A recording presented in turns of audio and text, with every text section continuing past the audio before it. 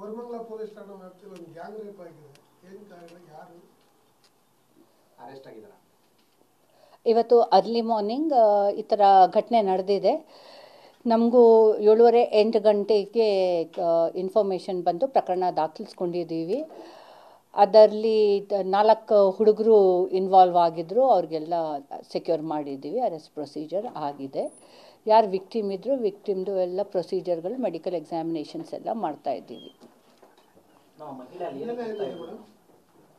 ಅದೆಲ್ಲ ತನಿಖೆ ಮಾಡಬೇಕಾಗತ್ತೆ. ಅವರು ಏನಕ್ಕೆ ಏನಾಯಿತು ಹೋಗಿದ್ದು ಅಂದ್ಕೊಂಡು ಪ್ರಿಲಿಮಿನರಿ ಇನ್ಫಾರ್ಮೇಷನ್ದಲ್ಲಿ ಅವರು ಫ್ರೆಂಡ್ನ ಭೇಟಿ ಮಾಡೋಕ್ಕೆ ಹೋಗಿದ್ರು ಅಂತ ಹೇಳಿದ್ದಾರೆ.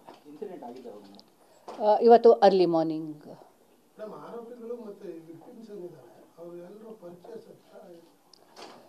ಅದೆಲ್ಲ ತನಿಖೆ ಮಾಡಬೇಕಾಗಿದೆ.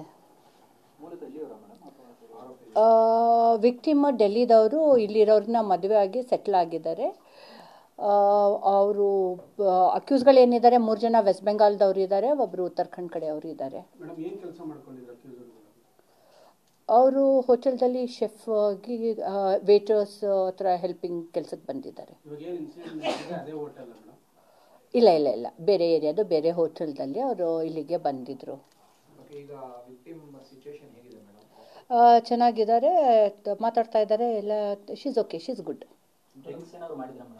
ಅದೆಲ್ಲ ತನಿಖೆ ಮಾಡಬೇಕಾಗಿದೆ.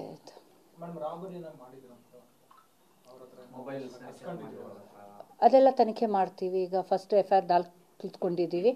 ಅಕ್ಯೂಸ್ಗಳಿಗೆ ಸೆಕ್ಯೂರ್ ಮಾಡೀವಿ. ಮುಂದೆ ತನಿಖೆ ನಡೆಯುತ್ತೆ.